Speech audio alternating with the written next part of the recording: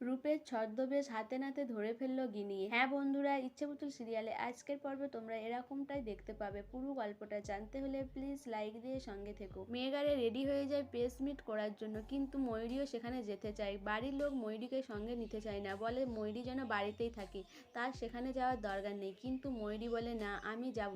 কেন তোমরা সবাই আমাকে নিয়ে যেতে চাইছো না? আমি কি কিছু করেছি নাকি? আর আমি যদি কিছু করতাম তাহলে কি আমি যেতে চাইতাম এতবার করে?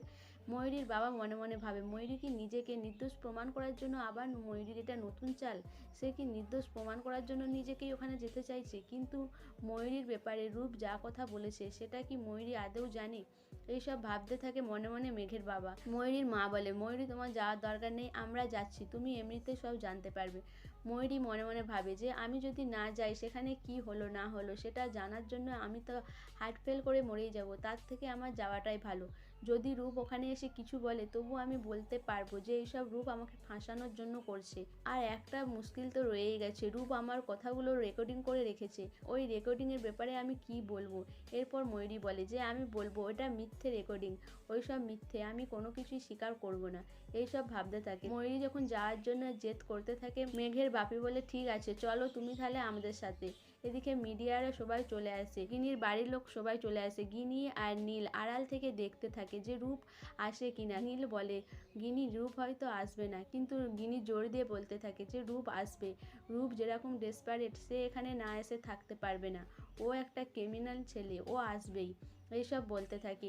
গিনি বলে আমি জানি রূপ কোনো ছদ্মবেশ নিয়ে হলেও আসবে। এদিকে গুরুজি আর জিষ্ণু চলে আসে, মিডিয়ারা তার দিকে নানা প্রশ্ন করতে থাকে, কিন্তু গুরুজি জানায় যে আজকে সব কিছুই ফাঁস হবে, আর সেই জন্যই এই প্রেস মিট করা হয়েছে, তাই এখন কোনো প্রশ্ন না। এরপরে মেঘারেও যখন আসে, মিডিয়া তার দিকে ছেঁকে ধরে, কিন্তু গিনি মেঘকে আড়াল করে সবার কাছ থেকে সরিয়ে আনে। এরপর যখন রূপ আসে, রূপকে চিনতে পারে গিনি, রূপের ছবি গিনি আড়াল থেকে তুলে নেয়। এরপর গিনি নীলকে ছবিটা দেখায়, বলে দেখ দাদাভাই, এই যে রূপ এসেছে। রূপের ছবিটা দেখে নীল বলে হ্যাঁ তুই তো ঠিকই বলেছিস, এটা তো রূপই। এরপর রূপ ভাবে হয়তো তাকে কেউ দেখেনি। এরপর রূপ সেই রুমের ভিতরে চলে আসে। সো বন্ধুরা, গিনি কি পারবে আজকে সবাইয়ের মুখোশ খুলে দিতে? এবার কি রূপ আর ময়ূরী হাতে নাতে ধরা পড়বে? তোমাদের কি মনে হয় অবশ্যই আমাকে কমেন্ট করে জানাবে। আর আমার ভিডিওটা ভালো লাগলে প্লিজ সাবস্ক্রাইব করে দিও, আর লাইক কমেন্ট শেয়ার করো।